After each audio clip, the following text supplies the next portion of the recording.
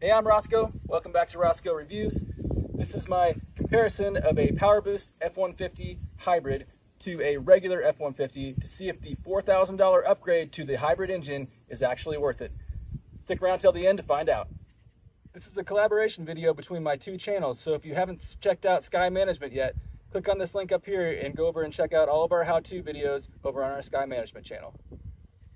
I recently purchased this powerboost hybrid F150 for my personal work vehicle. The difference in price from a regular F150 to upgrade to the powerboost hybrid engine is about $4,000. That's quite a big price tag to just get a couple extra miles per gallon, but we're going to find out how much difference it really makes. So I'm going to drive it for the next 1,000 miles and see what average I can get. I'm going to baby it, and I'm going to go slow on the acceleration, and I'm going to try to get every mile per gallon I can out of it. So let's see how high I can take it. Previously, I was driving a 2021 Tundra. The Tundra was great, and I really liked it, and I liked Toyotas a lot, and I'm not knocking them at all, but the Tundra only got about 16 miles per gallon. So in today's economy, with gas prices pushing $4 a gallon, I opted to trade it in for a hybrid F150. So far, I've put 300 miles on my F150, and I'm averaging about 23.7 miles per gallon. So that's considerably better than my Tundra. Now, I'm going to be comparing the F150 powerboost hybrid to the F150 standard, and I'm going to go off of what the average miles per gallon would be for the F150 standard. Primarily, I do in-town driving, but there will be a little bit of highway in there too, so you'll get some mix in my average. I'm now halfway through my first 1,000 miles, and so far I'm getting 24.5 miles per gallon. I think that's pretty good. It's starting to not edge up very fast, so the longer I do this, the less it's going to affect my range, I think. But we'll see if I can get better than 24.5 by the time I get to 1,000. Okay, here's the result after my 1,000 miles. I set the trip odometer when I picked up the truck when I first bought it, so it had a few miles on it when I first picked it up. So I'm going off of what the trip one says. So I went 1,000 miles. Of that, 330 of them were on just electric alone. So you get about 1/3 of the miles out of just electric alone, and my average was 25.3 miles per gallon. I will say I was running it in eco mode all the time, and I was babying it as much as I could, accelerating slowly, and trying to coax it to do as much electric as possible. But it is possible to beat 25 miles per gallon, so I will go ahead and round it to 25 miles per gallon when I do all the math to see if it is worth it to buy the hybrid version of the F-150.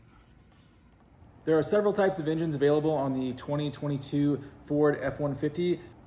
I'm going to be talking about 3 of them and compare them, see where the crossover is on whether it's worth it to get the hybrid engine. The hybrid, I was driving it at 25 miles per gallon. That's comparable to what Ford's website says that it should be getting, so we'll use the 25 miles per gallon. We'll be comparing that to the 2.7 liter, which is the standard. If you don't upgrade the engine, it's the 2.7 liter. It gets 22 miles per gallon according to Ford's website. And then the V8, which is an upgrade from the 2.7, is the 5.0 V8, and it claims to get 19 miles per gallon. So the breakdown on the prices, where the crossover is for you to get your money back on the hybrid engine costs $4,000 more than the 2.7 V6 standard. So the amount of miles that you would have to drive in order to get your money back is roughly 244,000 miles at $3 a gallon, because the mile per gallon difference is only 3 miles per gallon better.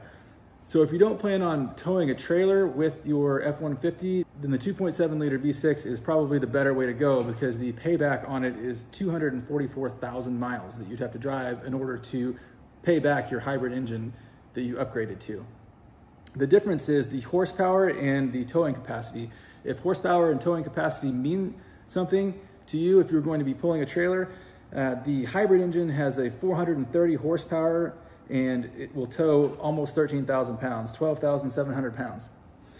The 2.7 liter V6 only has 325 horsepower and can only tow 10,000 pounds. So if you're going to be pulling a trailer, particularly a large trailer, then you probably don't want to go with the smallest engine option. Now the 5.0 V8 The horsepower and towing capacity is comparable to the hybrid at 400 horsepower and towing capacity of 13,000 pounds. Apples to apples, that's a closer comparison in the engine. So the hybrid compared to the V8, the payback difference, the V8 is a $1,000 upgrade from the standard, so the difference is only $3,000. The payback on that $3,000 is only 80,000 miles because the miles per gallon is only an average of 19 on the V8. So you'll pay that back in 80,000 miles. So over the V8, I would take the hybrid. So if you're going to be pulling something with it regularly, then the hybrid is probably the better way to go. If you're just going to be driving the truck by itself as a work truck or your personal just getting around town vehicle, then the 2.7 liter V6 is probably the way to go. You'll save money in the long run. That's my 2 cents on it. I like driving my hybrid. The one thing that you'll sacrifice going with the standard engine is that you won't get the outlets in the vehicle and in the bed. That's something that came with the hybrid one that is kind of nice to have and will be interesting to try to plug my trailer into that later, so that I'll have that in a future video. This has been my breakdown of the numbers on whether it's worth it to get a hybrid engine.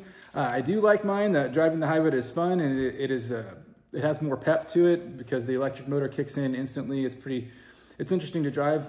You can definitely go test drive one. Compared the hybrid to the V8, I would definitely go with the hybrid. The hybrid to the 2.7 liter V6, bang for your buck, the 2.7 liter V6 will probably save you in the long run. Thanks for watching. I'm Ross. This has been a combination video with Sky Management and Rosco's Reviews. Please like and subscribe, and we'll see you back here next time.